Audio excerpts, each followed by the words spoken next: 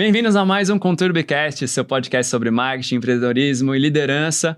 E hoje eu estou aqui com a VP Latam da Cloudera, Rúbia Coimbra. Seja bem-vinda. Muito obrigada, Douglas, pelo convite. Bora trocar uma ideia. Para a gente começar, o que é a Cloudera? Para o pessoal que está vendo aqui, imaginar o que vocês fazem lá, que é tanta coisa diferente, né? Eu acho que um jeito simples e acessível de explicar o que é a Cloudera é o seguinte: pensa que a gente serve como uma espinha dorsal na empresa, um backbone, né? Por onde passam as informações, cujo objetivo é auxiliar os clientes na gestão de dados fim a fim.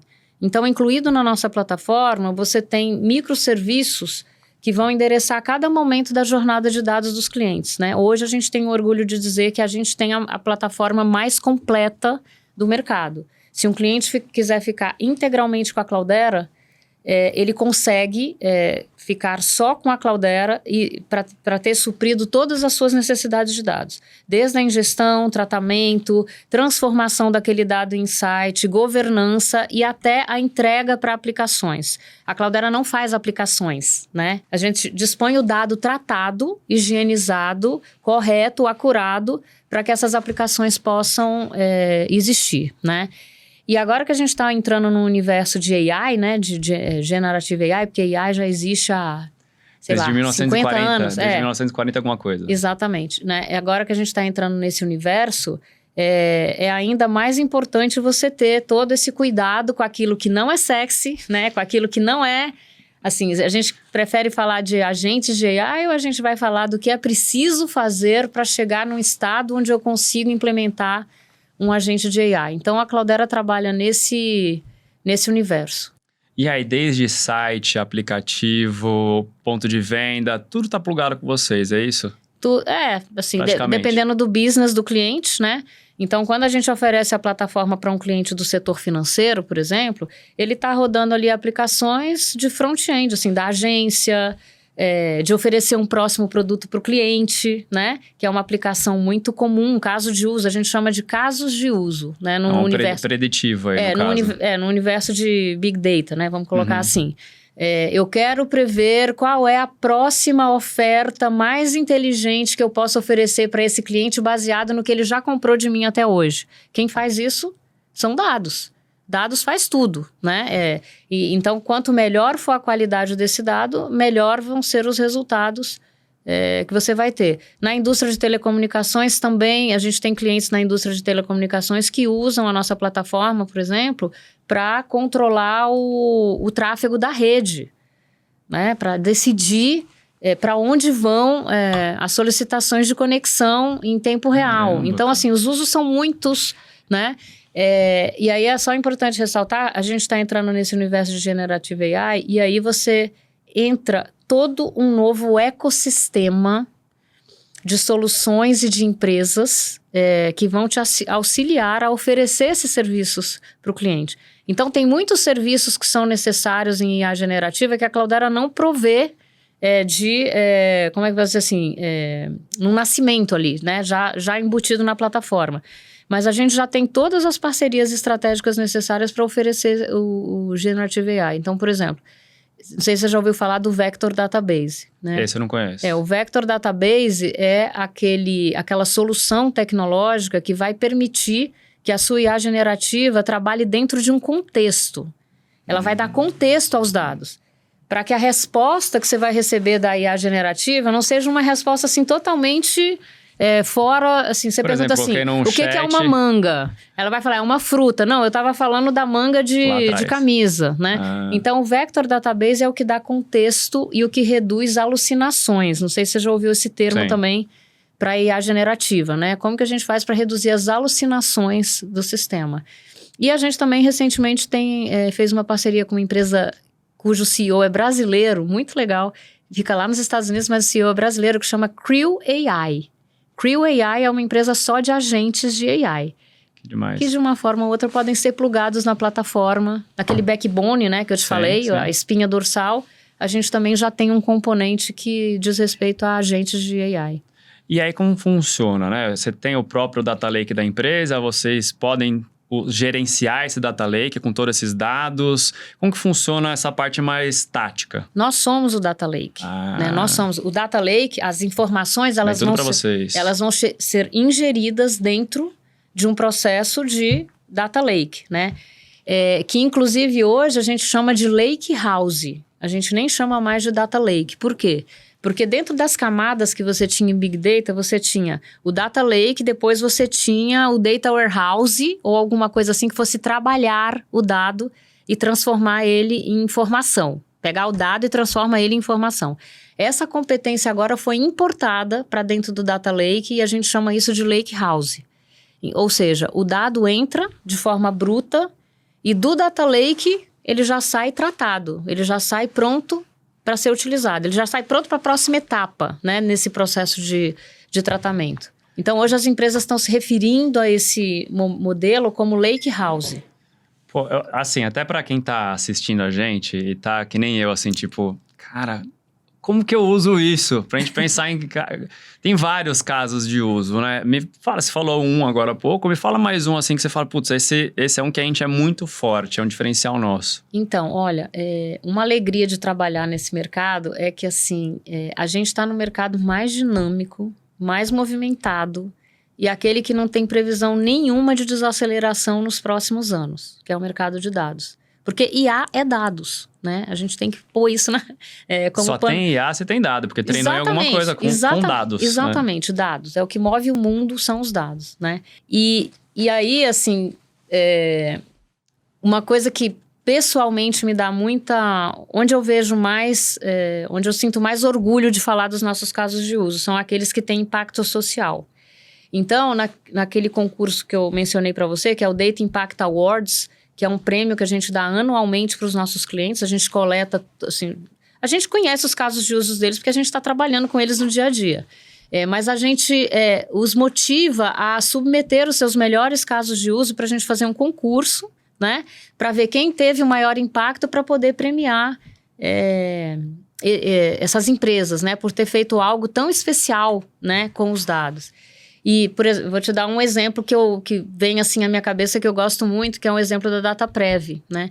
A Dataprev é uma empresa governamental que está muito envolvida em concessão de benefícios sociais, né? Ela que gerencia, por exemplo, o seguro-desemprego. Então, usando a nossa plataforma, a Dataprev fez um aplicativo, montou um serviço onde pessoas recebendo seguro-desemprego tinham acesso a empregadores que estavam com... Assim, ela organizava essas duas informações. Juntava dois... Tem um aplicativo para isso. Separados, duas bases de dados separadas e cruzava os dados. Duas coisas separadas é o seguinte, olha, você está procurando emprego de marceneiro, já que a gente estava falando de marceneiro aqui. Olha, essa empresa aqui está contratando, então como que a gente junta essa informação para beneficiar as pessoas, né? E eles tinham um número lá de resultado, assim... Mais de 1.700 pessoas beneficiadas. Eu sei que 1.700 parece pouco no universo de milhões de desemprego, mas é assim que a gente começa, né, a fazer as coisas. É o primeiro passo, né? É o primeiro passo. Tem um exemplo de uma empresa americana, que é a AbbVie, é uma empresa farmacêutica. Que utiliza a nossa plataforma. E eles têm casos de usos fantásticos de tempo de redução de pesquisa para desenvolvimento de medicamentos, assim... onde a tecnologia permite que você resolva problemas relacionados a doenças com uma velocidade maior.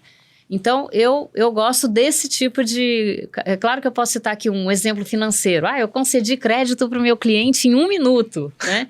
Eu aumentei a produtividade da minha empresa em 40% fazendo processos mais rápidos e de forma mais ágeis.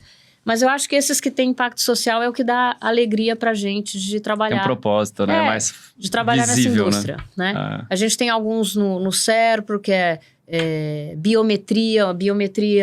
Todos esses serviços que o governo está oferecendo, oferece, muitos desses serviços, eles passam pela Cloudera, né? O e-social, a emissão do e-social de forma automática para os empregadores, biometria... Né? Teve uma época, muito tempo atrás, esse tem tempo, tá? Esse tem uns 5 anos. 5? Foi antes da pandemia isso, né? Completando quase 6 anos de pandemia, né, esse caso de uso não existe mais, mas na época ele foi assim, para mim... Divisor de águas. Divisor de águas, que a gente fez alguns casos com o estado de Goiás, né, com o governo do estado de Goiás, né? Tem uma secretaria do governo de Goiás. A gente trabalhou com eles e a gente colocou um caso de uso que ajudava a mapear o mosquito da dengue no estado. Ajudava a mapear onde eram os prováveis maiores focos, para onde deveria ser priorizada a visita dos agentes de saúde para combater o mosquito. Mas que tipo de dado que você pega para combater a dengue, assim, só para entender o que é geolocation? Áreas Mas rurais. O tratamento, para saber onde tem a dengue, provavelmente a pessoa que relapsa nos tratos. Não é saber onde tem a dengue, não, é saber onde poderia ser o foco. Onde tem o potencial de desenvolvimento do mosquito. Entendi. Né? Não é a dengue em si. A dengue, depois de instalada... Já era. Aí vai, mas assim, residências vazias, áreas mais rurais. Então, tinha lá eles faziam lá uma salada com os dados e acabavam saindo com uma previsão, né? Fizemos a carteira motorista digital. Então, esse tipo de caso de uso, tudo isso é feito com dados, tudo isso é feito com plataformas de dados, né? E agora, para você que acompanha a gente aqui, eu sempre falo de vendas. Como que você vende uma solução dessa que tem N possibilidades? Como vocês chegam no cliente? Quem que é o cliente de vocês? É assim, você me perguntou agora há pouco quanto que o relacionamento era importante, né, em vendas, né? Mas eu diria o seguinte, relacionamento já foi mais importante. Relacionamento é o pretinho básico, né? É o arroz com feijão. Mas o relacionamento não é mais suficiente para você conduzir uma conversa dessa com seus clientes, né? Eu lembro há muitos anos lá em Brasília, quando eu ainda trabalhava lá, né, na IBM de Brasília, naquela época o relacionamento segurava as vendas. Você levava o cliente para passear de barco lá no lago, você fazia alguma coisa. E aí a tecnologia foi avançando, começou a caminhar de uma maneira tão rápida, e os clientes começaram a se profissionalizar. Hoje, se você não conhecer tecnologia, você não consegue conversar com o cliente, né, com o executivo do cliente. Então, o conhecimento técnico, para mim, para nós, assim, na Cloudera, é fundamental. As nossas equipes de vendas, por exemplo, elas têm que ter um conhecimento técnico suficiente para ir com o cliente da primeira visita até a página 4, no mínimo. Porque senão, até a página 4 você não envolve mais ninguém, nenhum engenheiro. Você tem que ter proficiência no que a gente está propondo. Já é uma venda técnica desde o início. Já né? é técnica desde o início, né? A gente fala muito com os departamentos de dados das empresas. Tem um profissional hoje que é o CDO, tem o CDOA, CDO não sei o quê. Tem vários C-levels, né? Hoje envolvidos na questão de dados. CTO, né? Nas empresas que tem isso, assim, de uma forma mais madura, assim, empresas muito grandes, geralmente essas áreas estão embaixo do CIO, né? O CIO abarca todas essas áreas. Mas a gente começou muito bem, a Cloudera, eu acho assim, você pergunta, como que você chega nesses clientes, né? Em 2008, os clientes chegaram até a gente, porque a gente trouxe uma tecnologia muito nova para o mercado, que deixou a gente na frente dessa conversa durante muitos anos, que foi o Hadoop. A maneira como você utiliza grandes bases de dados para fazer o Big Data. Então, a Cloudera inventou o conceito de Big Data, com toda a humildade possível, tá? Mas é verdade. Foi a gente que trouxe o Big Data... Algo simples, né? O conceito de Big Data para o mercado, né? Então, enfim. E aí, hoje, a gente tem muitos clientes... nos segmentos regulados, como eu te falei, né, em vários segmentos, mas se destaca, por exemplo, bancos, dos 9 maiores bancos do mundo, dos 10 maiores bancos, 9 são clientes da Cloudera. Um número parecido em telecomunicações, um número parecido em governo, e aqui na América Latina também essa lógica se repete. Dos top 10 bancos, mais da metade são clientes Cloudera. Né? E como que é a precificação? A gente falou de vendas, e como vocês... pedem dinheiro para usar as suas soluções. Como que funciona isso? Caramba, isso aí daria um podcast de 3 horas já. É por tickets, créditos? Como que funciona? Porque é complexo, né? Cada solução vai ser de um jeito, né? A gente acabou de mudar a forma como a gente precifica, né? Antes a gente precificava, por exemplo, vamos supor que o cliente esteja num ambiente de data center, on-premise, né? A gente Tem cobrava... um servidor antigo lá, o mainframe dele. Nem sempre tão antigo assim, né? Tem muito cliente on-premise, né? Não vai para cloud assim por ainda não foi, ou não vai, ou vai ter uma coisa híbrida, né? Que, aliás, a Cloudera também hoje consegue manejar essa característica híbrida no mercado, realmente de verdade. O cliente operar com vários ambientes e ter ali uma camada constante de infraestrutura com a Cloudera. Então, isso aí para nós também não é... Legal. Mas a gente cobrava por nó, a gente chama de nó. Por exemplo, cada serviço que vai num servidor vai ser um nó que vai custar tanto. Então, depende de quantos nós o cliente tem, a gente vai formar um determinado preço, né? Aí a gente também contava o número de storage, né? Que é os dados armazenados e as CPUs que esse cliente ia rodar. Então, a gente fazia uma combinação dessas 3 variáveis para poder fazer um preço para um cliente. Agora a gente está... Só aí já é uma engenharia de preço. Exato, é uma coisa meio complicada de explicar, né? Mas o que eu posso te dizer é o seguinte, a Cloudera é uma solução extremamente competitiva. Se você for olhar o custo de operar numa cloud, 100% numa cloud, enfim, né? Daqui a pouco a gente pode falar disso também. E quando a gente vê os benefícios que essa plataforma retorna em termos financeiros para o cliente, às vezes os clientes pedem desconto, a gente pensa assim, jura? Jura?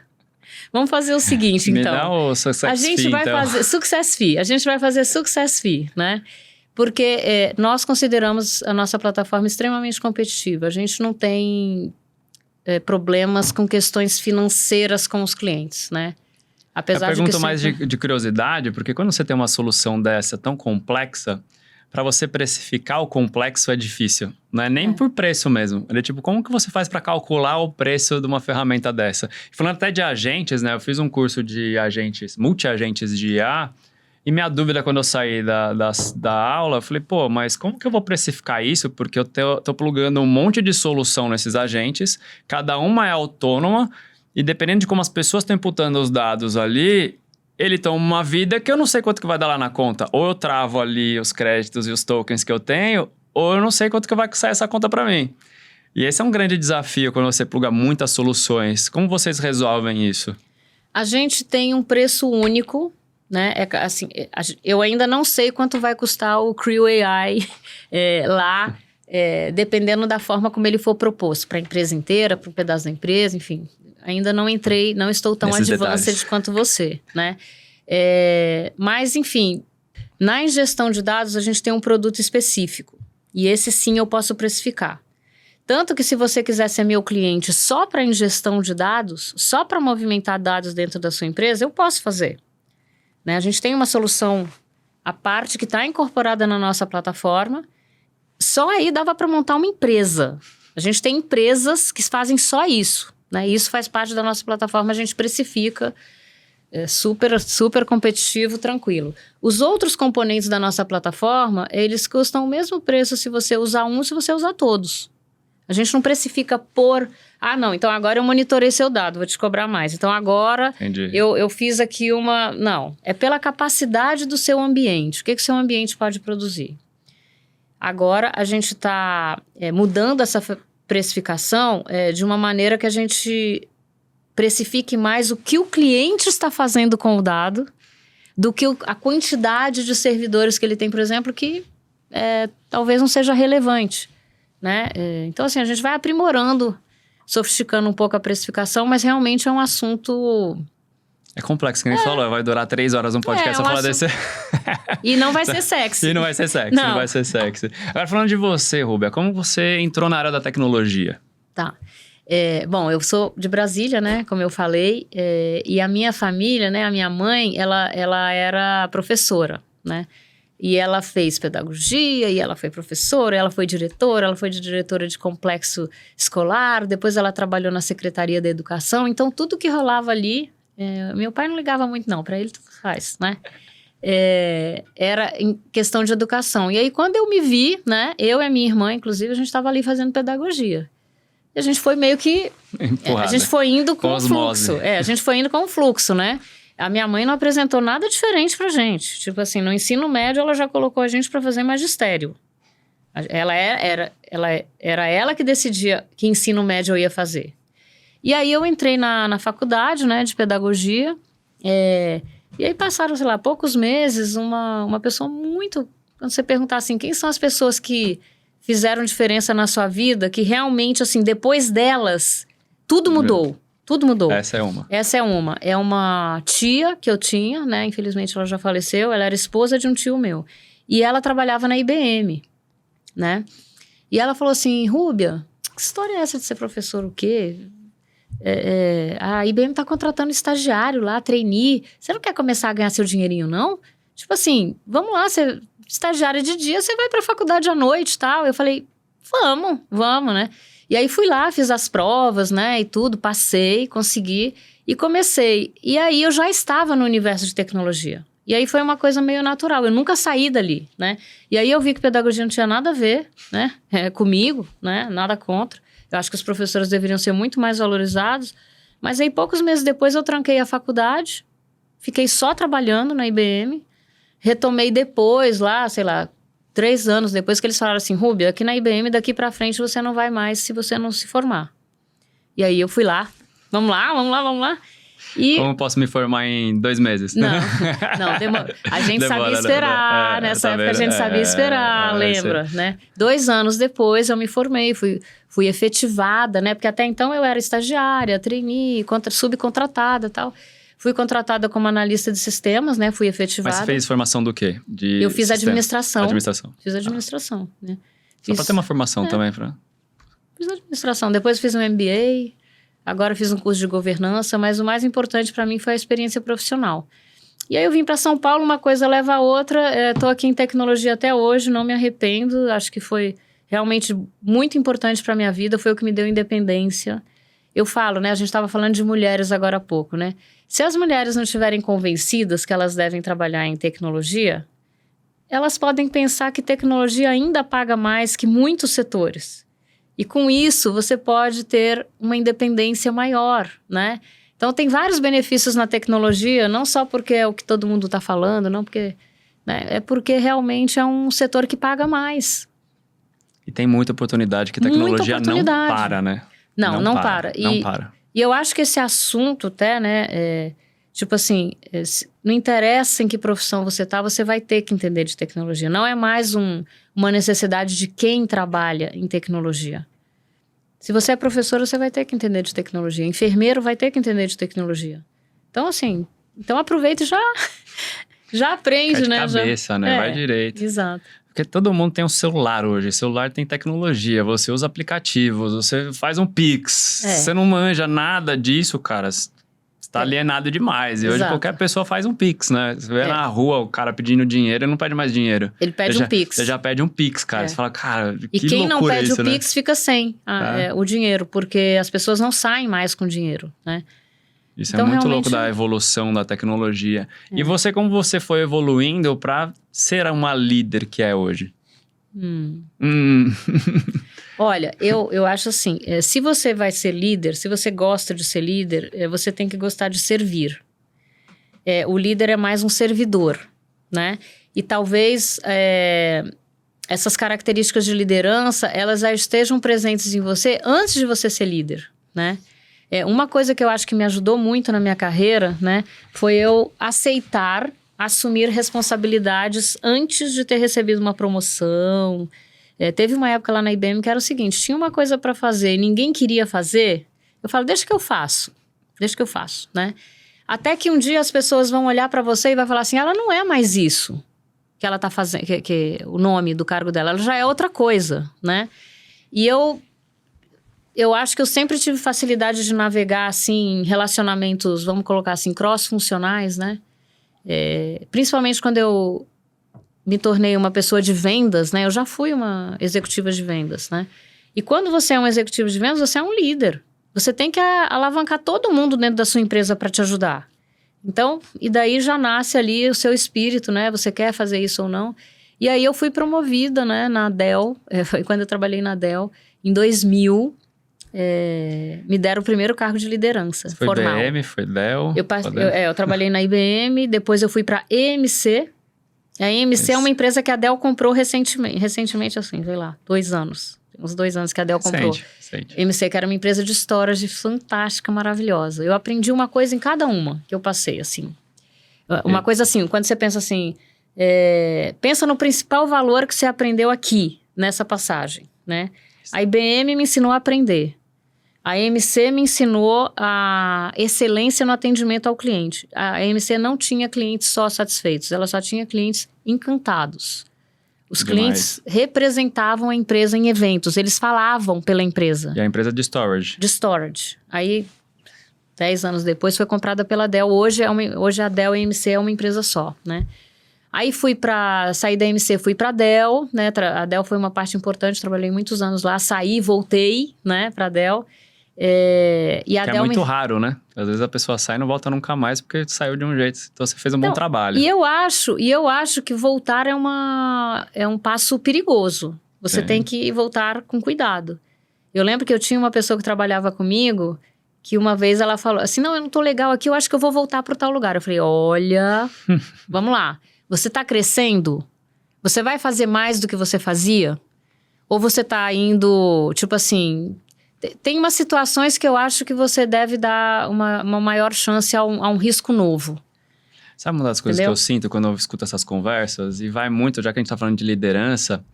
Tem um querer tipo, putz, eu quero voltar porque o cara que eu tava lá, a pessoa que tava na minha liderança, a mulher que tava lá era tão inspiradora, eu quero voltar para aquele... Não gostava mais do trabalho, mas a liderança era tão legal que eu quero voltar para aquele lugar. Ou, cara, não tá funcionando mais aqui, vou para outro lugar porque não me dou bem com esse líder.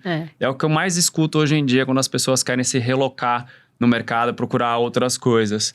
E a importância de ter bons líderes, né? De conversar, de entender a pessoa, de como cada um funciona. Pra você passou por alguns bons líderes, assim, que te ensinaram bastante? Passei. Eu acho que eu tive sorte. Eu tive sorte porque eu passei por bons líderes, passei por maus líderes também. Você sabe quando é o bom quando você passa por um mal, né? Não, eu acho assim, muda a nunca vai ser 100%, sempre ali, né? São pessoas, né? E também, assim, cada um tem as suas, né? Suas questões. Nem todo mundo tá bem todo dia. Não, né? Mas assim, eu tive bons líderes, eu não posso dizer, né? Eu acho que eu aprendi muito com todos eles e não tenho nada a reclamar, assim. Acho que eles me ajudaram a chegar até aqui. E você comentou uma coisa agora há pouco sobre a questão dos chefes, né? Assim, dos líderes, né? Eu quero voltar, eu quero sair. Tem um ditado que fala, as pessoas não deixam as empresas, elas deixam seus líderes, né? Então, essa pessoa que você falou, poxa, eu quero voltar por causa daquele líder. Essa pessoa provavelmente não sai por causa do líder, né? É óbvio que um líder só não é suficiente para manter todas as pessoas. Às vezes é uma compra de passe, né? Às vezes é um dinheiro a mais ali que o cara... Não compra de passe, a empresa tem que dar conta também, né? Tem N fatores aí. N fatores, mas eu acho que o líder tem sim um papel preponderante de manter as pessoas, né? E aí eu acho assim, você perguntou, né? Como é que você chegou? Eu acho que para você ser líder, você tem que ter um interesse genuíno nas pessoas. Genuíno. Gostar de gente. Gostar de gente. E gostar de observar as pessoas, gostar de entender onde está o potencial aqui. Geralmente, você vai chegar num time, você vai saber ali quem tem potencial para crescer baseado nas atitudes ali, se você tiver capacidade de observar. Né, e de entender, e de ler as pessoas, e ter um interesse no que acontece na vida delas, né? E aí eu tenho umas histórias que eu tenho muito orgulho, assim, de pessoas que eu consegui, que eu meço meu sucesso o seguinte, quantas pessoas eu consegui ajudar a crescer, né? E eu tenho algumas histórias, assim... um baita KPI. Exatamente, quantas pessoas eu consegui. E aí eu lembro de algumas passagens, assim, por exemplo, eu já contratei pessoas na licença maternidade. Isso não é comum. Isso parece, né? Mas não é comum, né? Você apostar em alguém durante um período, né? Essa coisa de mulher, licença maternidade, tem um peso nas empresas e eu não quero nem saber. Assim, eu acho que a gente tem que focar na pessoa, né? Teve um rapaz, não vou falar o nome dele, que ele não me autorizou, mas ele vai saber. Se ele ouvir esse podcast, ele vai saber que eu tô falando dele. Manda pra ele o link. Eu vou mandar pra ele o link, né? Que quando eu, vou falar que foi na Dell, né? Foi na Dell. Quando ele chegou na minha equipe, ele veio como estagiário. E aí eu descobri, através do meu interesse, né? que ele não era um estagiário. Assim, ele entrou como estagiário lá porque essa foi a maneira que ele encontrou de entrar na empresa. Mas ele já tinha ele trabalhava desde os 14 anos com os pais dele, né? Já tinha bagagem. E aí eu fui jogando responsabilidade nele. Eu fui falando, não, faz isso. E o cara entregava tudo e um pouco mais, né? Sempre. E em silêncio ainda, sem fazer muito alarde, né? Sem falar que eu sou só estagiário. Sem Deixa eu nada. servir o café pra você. Sem nada. E aí, um dia, eu quis... primeiro, eu consegui equiparar o salário dele, que era uma grande coisa. Era, assim, bem difícil, porque ele tinha, né? O pulo que ele estava dando pulos muito altos, né? Ali comigo. E aí, a gente conseguiu promover ele para gerente, para manager mesmo, da equipe. Legal. Entendeu? Que trabalhava comigo. E aí, o que aconteceu? Quando ele fez o TCC dele, da faculdade, que ele terminou e tal, ele colocou o meu nome nas dedicatórias. Então, assim, eu falo disso, dá vontade de chorar. E hoje, ele é diretor da empresa nos Estados Unidos. Tipo assim... Que case de sucesso. Nossa, esse aí pra mim, esse eu tenho orgulho de verdade. Teve um também que, quando a pessoa veio pra minha equipe, ela tava assim, eu recebi uma equipe assim, 3 estavam em recuperação e um não fazia o que tinha que fazer há 2 anos. Era assim, foi assim, me deram essa equipe. Então esse presente aqui, ó. Esse presente aqui. E uma das pessoas... Uma RJ de trabalho, né? Recuperação judicial de trabalhadores. Tipo isso. E uma dessas pessoas estava assim, com a demissão pronta, assim, pra, né? E não, vamos continuar e tal, não sei o quê. E hoje essa pessoa é presidente de uma das grandes empresas do Brasil. Então, eu tenho essa coisa porque pra mim de novo, eu meço meu sucesso por isso, entendeu? Quem eu consegui ajudar, então... Isso é bom demais. Rubia, eu sempre gosto de perguntar, assim, eu busco conhecimento em todos os lugares e eu gosto de... não sei se você lembra do Highlander, que cortava a cabeça das pessoas para pegar o conhecimento. Eu uso o podcast para isso também. Onde você busca conhecimento? Livros, podcasts, viagens? Onde você vai atrás de conhecimentos novos? Então, isso é muito importante hoje, viu? Porque o que acontece? Eu acho que o mercado tá cheio de pessoas com quem, assim... Tem muito guru que não tá te ensinando nada de novo, né? Que as pessoas estão ali repetindo coisas, mas assim... Eu tento prestar atenção no seguinte... O que essa pessoa está realmente me ensinando que eu não sabia? Qual é o ponto de vista que eu não sabia antes de falar com essa pessoa? Então, eu procuro fazer uma seleção já por aí, né? E tem 2 pessoas que eu gosto muito, e aliás, eu também vou mandar um link para ele, que ele vai ficar super feliz de eu ter falado isso, que é o Ricardo Cavallini, que é uma pessoa de mercado que fala de tecnologia, né? Ele é um professor da Singularity.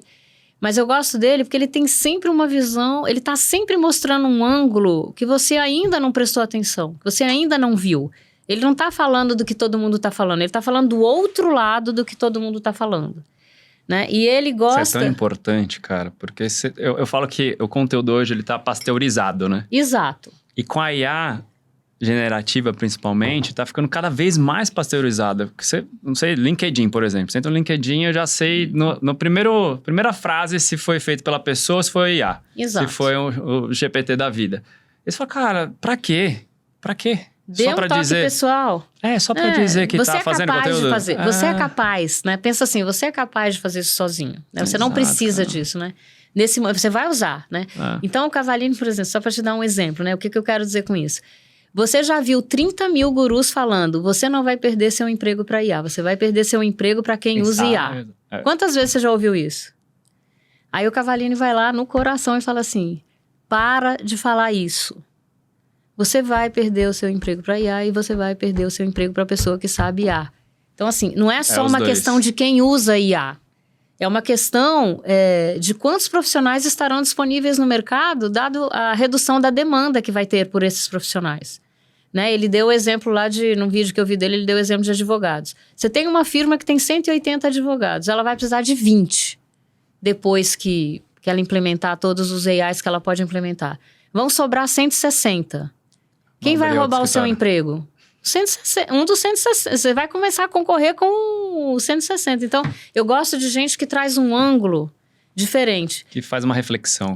E geralmente as pessoas que eu gosto são as pessoas mais pragmáticas, que não estão nem na vibe total do otimismo e nem na vibe total do pessimismo. Então, tem outra pessoa que eu acho assim, tipo, top de linha, que é o professor Silvio Meira. É uma pessoa muito importante também. Ele é líder lá do Porto Digital, lá em Recife. Né? Um professor. Ele dá entrevistas muito importantes. Assim, eu leio muita coisa que vem dele, porque ele também está sempre trazendo uma nova perspectiva. E colocando os pés das pessoas no chão. Do tipo, pô, você está falando em regular IA, a gente não regulou ainda a rede social. A gente ainda não regulou a rede social. Vale lembrar. Com que instrumentos você quer regular IA, né? E aí ele chama muita atenção para essa coisa que eu acho importante a gente ter um mindset, que é o seguinte. As empresas estão super felizes porque agora elas vão fazer com um funcionário o que elas faziam com 10. Aí ele falou assim, as empresas que vão triunfar são as empresas que, ao invés de mandar 9 pessoas embora, elas vão procurar 10 vezes mais mercado para trabalhar. Eu sei que não é diretamente, mas a mensagem que ele está passando é diferente do mindset que todo mundo está nesse momento.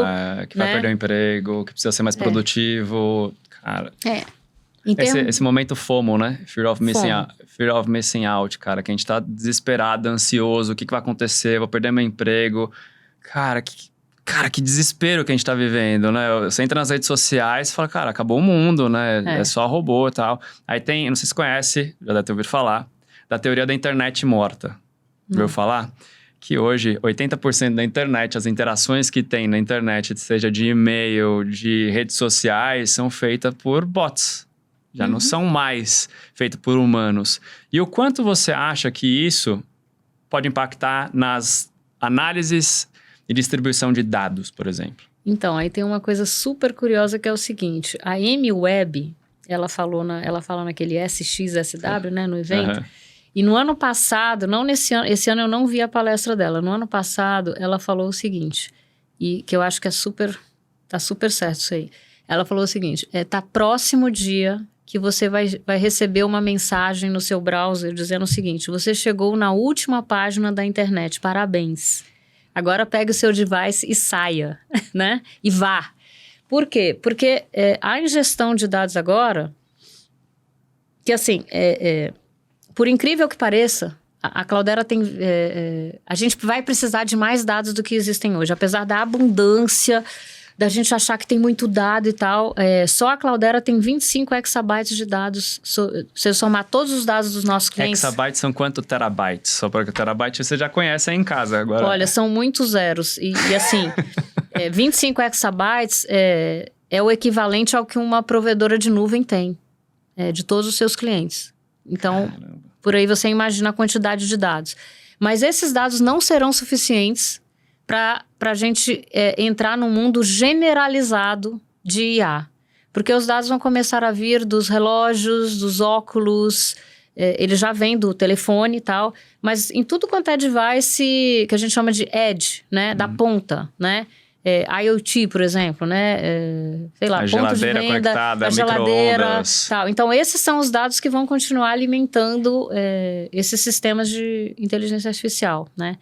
E uma coisa que você falou que eu acho que é muito importante também é o seguinte, você falou do FOMO, né?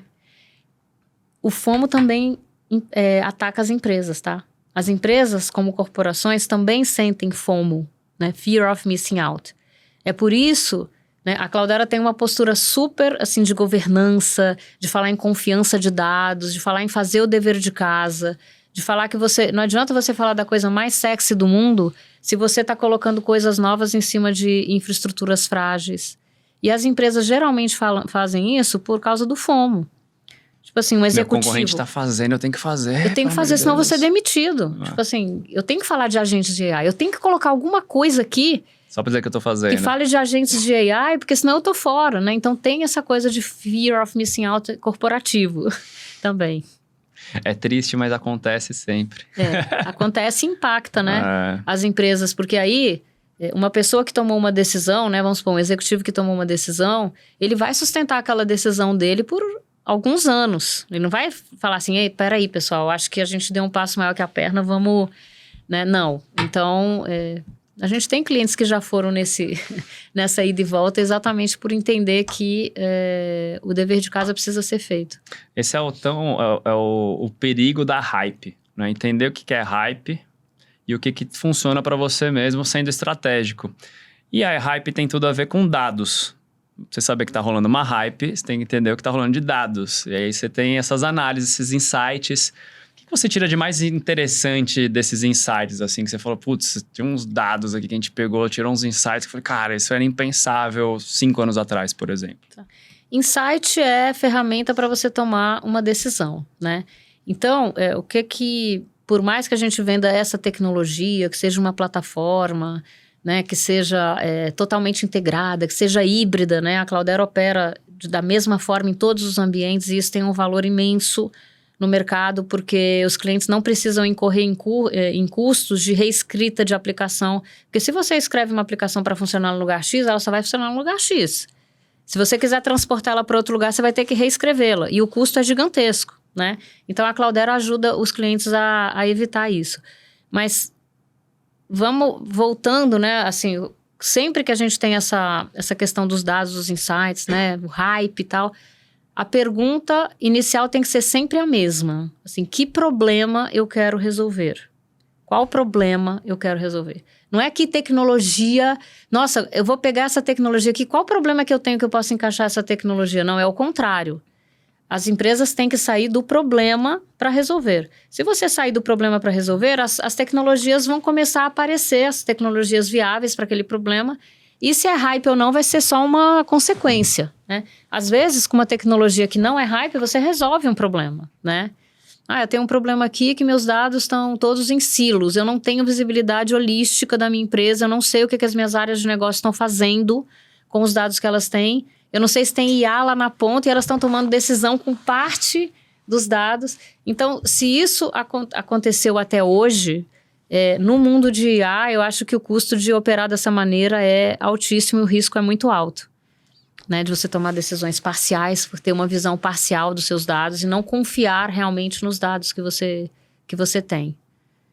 Complexo isso, hein, gente? Falar de governança de dados, né? A gente já fez um episódio aqui no Storm Talks, você pode até voltar lá no outro feed nosso. Que, cara, é um negócio chato de falar, né? Mas se você não tem uma governança, se você não sabe como você vai nutrir esses dados, separar esses dados, nenhuma solução vai funcionar para você em momento nenhum. Não. Vocês têm, além da parte de produto, vocês têm essa parte de serviço, de uma consultoria também com os clientes? Sim, quando a gente coloca uma solução num cliente, isso tem que ser acompanhado por serviços profissionais de engenheiros, né? Então, quando você fala de governança, como você falou, além da ferramenta, né? Além da parte do software que vai fazer a governança, essa é uma parte, mas quem tem que definir as políticas de governança é a própria empresa. Então, as políticas de governança de um banco podem ser diferentes das políticas de governança de um varejo, por exemplo, que é muito menos regulado, né? E a solução tem que ser capaz de atender os dois. A política de governança ela é montada dentro da realidade que aquele cliente vive. É um setor regulado? Do contexto. É um setor regulado? Se é um setor regulado, ele está sujeito a LGPD. Então, como que a gente vai controlar, através do software de governança, para que essas informações não sejam compartilhadas com quem não deve, né? Tem uma coisa que é a segregação de função, que é muito importante dentro da governança de uma empresa. Quem são as pessoas de que áreas que podem acessar que parte dessa informação. Então, isso tudo tem que ser controlado por tecnologia, né? Um varejo, por exemplo, ainda é um ambiente menos regulado. Então, as políticas de governança são mais flexíveis. Falando agora de cadeira, sua cadeira de General Manager, como que é a sua agenda no dia a dia? Quais são as coisas mais importantes, assim, na sua agenda? Então, você fez a minha pergunta, a gente tem só um parênteses aqui, a gente tem um trabalho social que chama Cloudera Cares. Então, a gente ajuda algumas instituições, né, sem fins lucrativos, tal, que ajudam em determinadas causas, né? E uma causa que a gente gosta muito é a causa da mobilidade social. Como que a gente ajuda os jovens, né, que não tem vulneráveis, né, a prosperar, né? E aí eu saí com um desses jovens, né? A gente foi almoçar junto, ele me pediu para almoçar, a gente foi almoçar. Essa foi a primeira pergunta que ele me fez. O que é um dia de uma vice-presidente da Cloudera, né?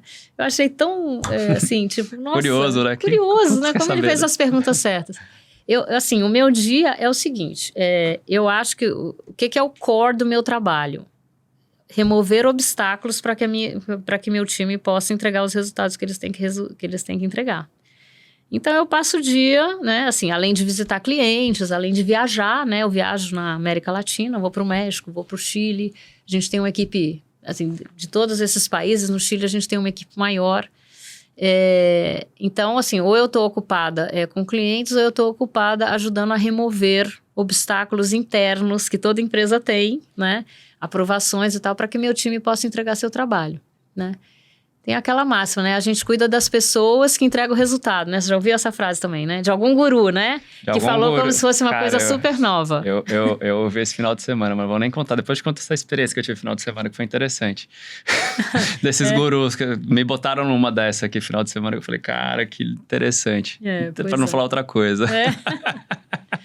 Falando de perspectiva de futuro, como vocês se planejam, porque eu faço essa pergunta, a pessoa fala, pô, não tem mais como fazer um planejamento de 5, 10 anos hoje em dia. Você faz de 6 meses e espera que aquilo dos 6 meses ressoe por 5 anos. Mas vocês fazem esse planejamento de 5, 10? Como que é essa visão de vocês? O nosso negócio é o universo de dados. Então, quando a gente pensa que tecnologias, né? E a Cloudera, ela é muito early adopter. Eu tenho orgulho também de falar que a gente geralmente sai na frente com relação a tendências de mercado. Foi assim quando a gente lançou o Big Data, foi assim quando a gente entrou na cloud. Então, assim, a Cloudera, por exemplo, está falando há pelo menos 4 ou 5 anos que o mercado não vai ser só cloud, que o mercado vai ser híbrido, que ele vai ter um pedaço no data center, que o data center nunca vai sair de cena, e ele vai ter também um pedaço de cloud, porque a cloud trouxe inúmeros benefícios que vão sobreviver aí, né? São benefícios perenes, né? De velocidade, serviço, enfim. Então, a Cloudera está falando isso há muito tempo e só agora, no último ano, é que os grandes analistas de mercado começaram a corroborar com essa visão, né? Antes era assim, não, é tudo cloud. Acabou, né? É cloud. Cloudera sendo vanguardista da tendência. E a gente antecipou essa visão e hoje a gente trabalha com essa realidade. Quando a gente olha para frente, a gente vai continuar investindo nos tipos de problemas que vão aparecer com o uso da tecnologia, que eu acho que é isso que a gente tem que olhar para frente. Capacidade de prever o futuro, se a gente tivesse, a gente estaria mais do que bilionário, né? Então, vamos combinar que hoje é difícil fazer isso. Mas assim, vocês têm um diferencial competitivo aí que é preditivo de dados. Então, você consegue analisar esses dados e prever algo que está acontecendo na frente de todo mundo. Os dados são dos clientes, né? Então, assim, não é que a gente detém todo o conhecimento que saia daqueles dados, né? Mas quando a gente pensa quais são os temas que daqui para frente são top of mind para qualquer governo. Então, assim, a gente tem data centers, a gente tem... Esse assunto tá, assim... não sei por onde você tá andando aí, mas tá em alta, sim. Data center é top 3, tá? Tanto que foi aprovado esse investimento lá no Sul, né? Esse data center, essa cidade dos data centers, né? Que foi anunciada aí pelo governo do Rio Grande do Sul com uma empresa chamada Scala, acho que é Scala o nome da empresa, que essa cidade de data center vai ser uma das maiores, né, do mundo e tal, vai usar só energia renovável e tal. Mas como? Como, né? Porque o tema energia também está em top 3. Como que se vai gerar energia para toda essa questão de... o mundo inteiro usando IA generativa. Quanto vai gastar de energia? Só esse data center lá no Sul... Ele, no pico do seu funcionamento, ele consome mais energia do que uma usina hidrelétrica inteira de Rondônia lá, que abastece 40 milhões de pessoas. Então, são números, assim, tão grandes, são coisas tão... que estão, assim, acima da nossa capacidade de compreensão ainda. São grandes problemas a serem resolvidos, né? Eu acho que os problemas futuros de tecnologia, eles vão impactar até nas políticas, nas questões geopolíticas, né? E essa é a única coisa que eu vou falar, tá? Por que os Estados Unidos está interessado nos minérios da Ucrânia? Por quê? Porque você imagina a quantidade de minério que vai ser necessário para construir todos os chips que vão precisar ser construídos para suprir a evolução da tecnologia? Coloca a Groenlândia junto nessa. Bom, enfim, né? Sempre tem. Antigamente era petróleo, agora viraram análises de dados a partir da IA também. Essa busca pelo ouro, cada década nossa é um ouro diferente. A gente está na década do dado sendo o nosso ouro. Do que precisa para processar tudo isso. Minério, data center, refrigeração, energia limpa, né? Como que vai criar energia? Então, esses são os grandes problemas. Eu acho que o planejamento das empresas de tecnologia tem que estar olhando para isso. Como que eu consumo menos energia, né? Enfim, inventando coisas que vai suprir esses problemas. Só para voltar e mencionar essa questão, por exemplo, dos minérios, né? E para onde o mundo está indo na questão geopolítica, isso aí eu aprendi com o Átila Yamarino. Lembra do Átila Yamarino? Um biólogo. Ele viralizou na pandemia. Na pandemia, ele aparecia toda semana em todos os lugares. Ele é um neurocientista, biólogo, tal, um cara super bem informado. E agora ele está dando uns pitacos em tecnologia. E eu sigo ele, né? Então, ele também fala muita coisa que eu ainda não ouvi. E aí fica mais essa dica aí, o cara legal. Pra você ouvir. Pessoas fora da sua bolha são super importantes, cara. Tem que aprender a furar o radar, seu radar ter conteúdo de todo que é canto, você aprende com tudo, cara, se você quiser aprender. Mais do que isso, tá? Que é um conselho que eu tô dando para as pessoas que eu conheço e para as pessoas que me pedem, né, opinião sobre isso, que é o seguinte: você tem que seguir pessoas que você não concorda com elas. Selecione uma régua ali de conhecimento mínima que você exige, que você não vai seguir qualquer coisa, né? Tipo assim, formação, sei lá. Invente os seus critérios, crie os seus critérios e siga pessoas que têm opiniões diferentes das suas. É a única maneira de você conseguir continuar com a sua cognição funcionando.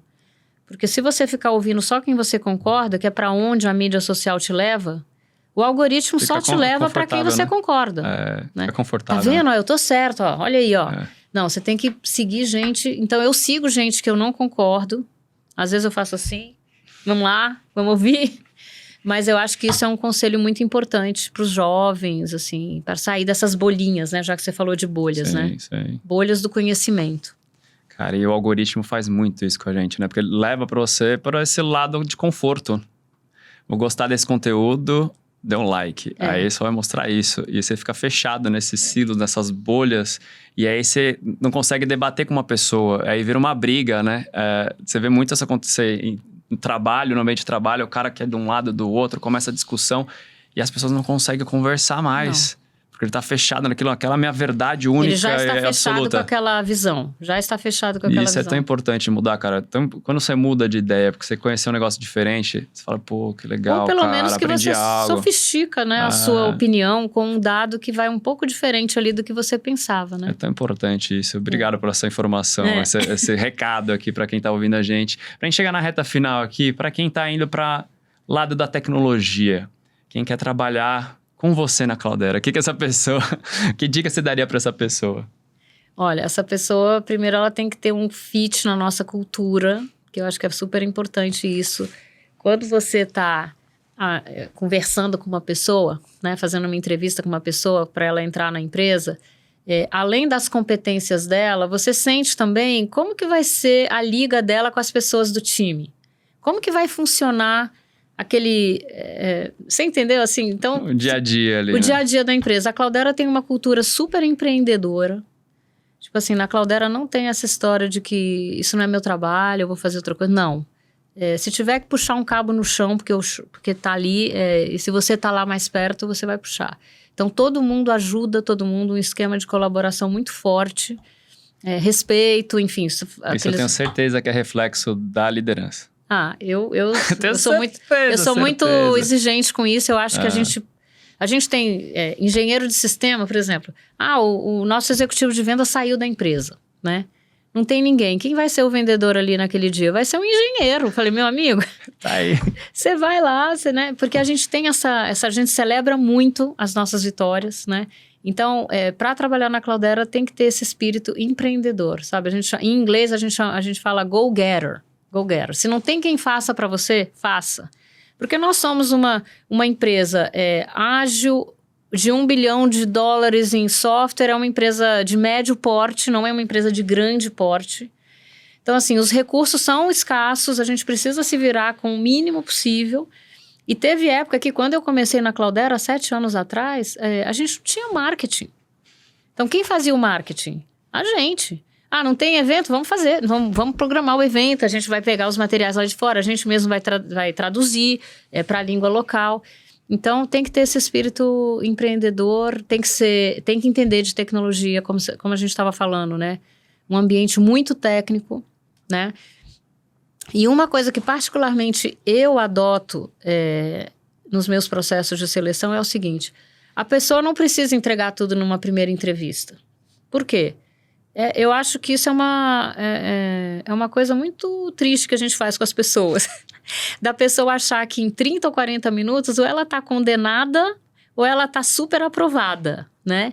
Então, geralmente, se uma pessoa não vai bem numa primeira entrevista porque estava nervosa, você vai saber se aquela pessoa merece uma segunda chance numa segunda entrevista. Então, assim, eu não sou de falar assim, não, não funcionou, errou na entrada, já... Eu acho que a gente precisa dar esse segundo olhar. Ninguém vai ser sempre, assim, ali, perfeito, com todas as informações, não sei o quê, em 30 minutos. É pedir muito, né? Exato. Rúbia, obrigado por abrir a sua agenda aqui pra gente. Prazer. Trocar essas figurinhas com a gente num setor que é difícil da gente que tá aqui do lado do marketing de conteúdo entender um pouco, mas agora com a sua explicação tão didática, assim, a gente entendeu a necessidade disso e o quanto que pode impactar nossos negócios também, o serviço de vocês. É isso aí. Obrigada, eu que agradeço, viu? Pode convidar de novo e a gente volta. Perfeito. E você que gostou desse episódio, deixe seu like, seu comentário, compartilha com seus amigos e até a próxima.